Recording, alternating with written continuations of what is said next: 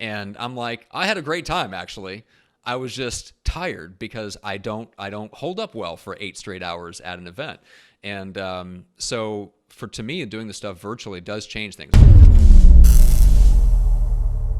Talk to me a little bit about being an introvert and being a podcast host. Like, how'd this all start Ooh. for you? Yeah, it's interesting. So I would consider myself an extroverted introvert, meaning I can turn it on when I need to.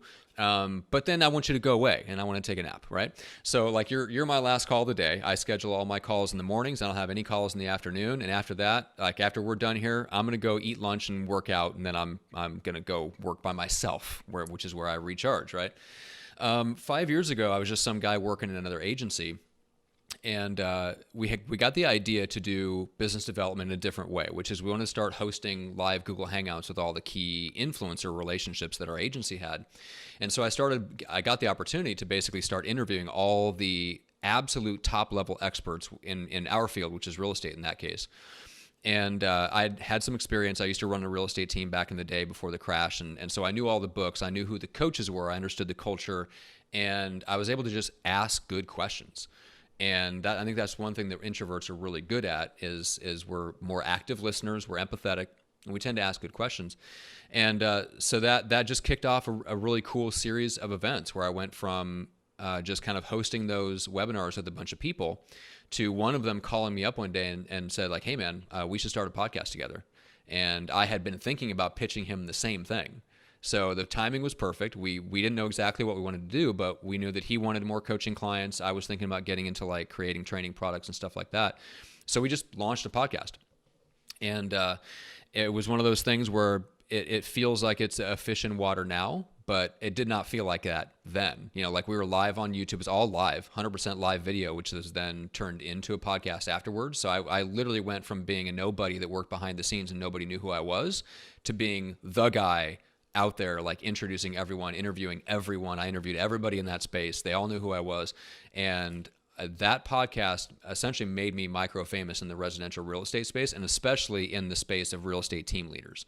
I co-hosted the podcast that's essentially the dominant show in that podcast space right now. It's super niche, but I became like micro famous in that space in 18 months. That's what podcasting did for me. So yeah, everything just kind of went off from there. So how many interviews would you say that was in the 18-month span? Oh my God. Real Estate Uncensored at one point was running 3 days a week with guests. Then I was hosting 2 other shows and then doing some Facebook Lives. I swear I was on live video somewhere between 5 and 8 hours a week. Dude, as an introvert, how does your mind just not explode? Like, Well, what's interesting is I've worked from home since 2015, and so yes, it drains my energy to like do back to back calls and meetings all day, but not like going to a networking event, not like going to an industry conference, right? I remember distinctly before I started all this stuff, I did go to some industry events and stuff like that, and I was hanging out with one of our strategic partners, and I heard through the grapevine that he asked my CEO afterwards, he's like, does Matt actually like me? Did he enjoy himself at all at that event? I'm like, the CEO's telling me about this afterwards and laughing about it because he knows me. We're both introverts. And I'm like, I had a great time actually. I was just tired because I don't hold up well for 8 straight hours at an event. And so to me, doing the stuff virtually does change things. I can be in my comfort zone and I'm by myself while I'm networking and having conversations. So the energy drain is just different. There's not so much external stimuli. I'm not worried about 1,000 other people milling around next to me and all this stuff. So it is different. I was able to do that and keep my energy up. well, let's go back and talk about that from like 2015 when you started as an introvert, because I think this is something people get really overwhelmed, right? I know there are more podcasts coming out now. I know there's more live video, but people are still really overwhelmed when they're getting started. They make this huge to-do list. They have all these things flying around in their head. And I think introverts even more so are like, this is just going to kill me. Like, I don't know if I can do it. How do I put myself out there? But then you see people, Russell Brunson, introvert, super awkward in person. If you ever meet him, really nice guy, but definitely like way on the introvert scale. How did you, I know you were doing like the Google Hangouts before, but how did you go from that to like, okay, I'm actually doing this and I'm going to be on video? Like what was the mindset that you got into, and how did you manage that? Man, that's a good question. It all happens so fast. I think part of it is that I was just naturally driven from a young age to teach and to train other people. Like when I grew up, my dad pastored a couple of different churches over the course of my childhood. So I grew up, like, for me, public speaking was an expectation, not something to be dreaded. So I did have that little advantage there. And the other thing about podcasting, which I think is different from a lot of other ways that you could market yourself or use video and use audio, I think what's unique about podcasting is they're authentic, real conversations. Like you and I are talking about ideas and stories, like, and it's interesting and it's dynamic, and it's not me sitting in front of like a video screen and a teleprompter trying to get the wording perfect. You know what I'm saying? Like it's just a different thing. So I love the battleground of ideas. That's part of why I love marketing to begin with. And so podcasting is like a space where you get to talk to really smart, cool, interesting people about really awesome stuff. And so it doesn't drain my energy in a way that makes it feel overwhelming.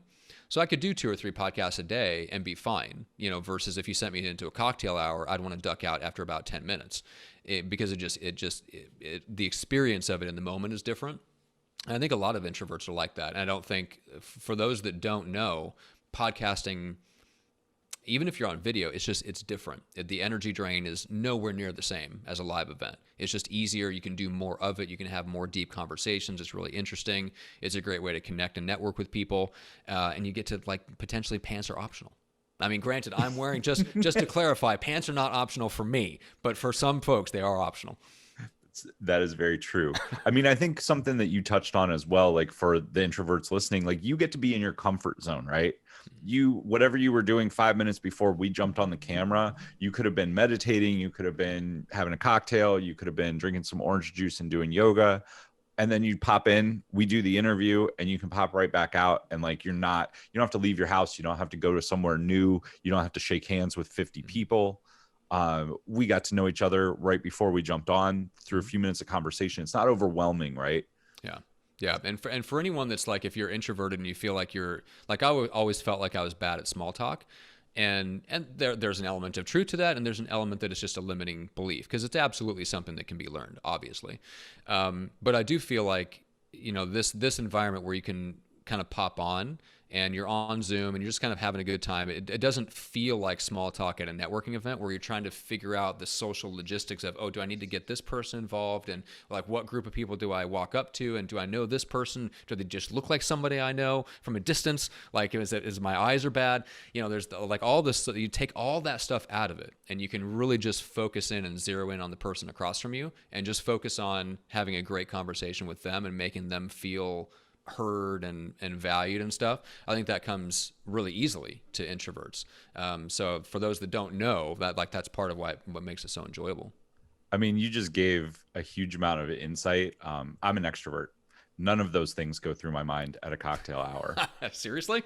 No, like I'm just like, well, I mean, like I'm like, I want to go talk to that person. I'll just wander over. And I mean, I'm a lot like you. I grew up in a public speaking environment where I was always on some kind of stage, big or little, but I just got really, really comfortable with it. I started waiting tables at 12 years old, running around a restaurant. And like, then from there, like I did stuff at my church. I led a lot of things. I was student class president, like that kind of stuff. Right. Yeah. But yeah, if I'm at a cocktail party, none of that is really going through my head, unless I usually know like 1 or 2 people I absolutely want to meet. So I'll be looking for them, but I'm not worried about anything. I'm just like, cool. I want to go talk to that person. And like, cool. Man. I like to come up with social openers. Like I really enjoy the art of conversation and language. So watching that and listening, I definitely like listening to people. So I want to, as an introvert, I think a lot of the things that I hear, because I've had some people reach out to me actually about the podcast and say, you listen really well and you ask really good questions. Mm-hmm. I feel like that comes natural, but talk to me as an introvert, because you're obviously really processing this stuff. Mm-hmm. I would think introverts would be scared to do a podcast because they're like, what am I going to talk about? What if nobody says anything? Because I would say we're not having a lot of small talk. We're not bantering. No, and I think that's part of what introverts have a harder time with is the small talk and banter. Now I like it. I've gotten better at it over the years and stuff.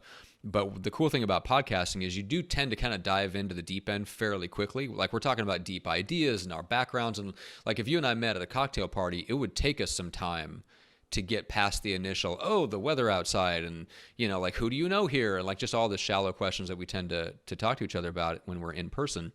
On a podcast, the expectation is like, hey, we're recording something, and it better be damn good. So you kind of jump into the deep end faster, which is, I think, for introverts, it suits us really well because we're like, hey, skip the shallow stuff and let's get into the fun stuff faster anyway. So I think that actually works really well, and it kind of fits our strengths. As far as being afraid, I think where introverts may be afraid of starting a podcast is if they get overly caught up on the idea of them doing these perfectly scripted 10 to 15 minute solo podcasts where it's just them talking.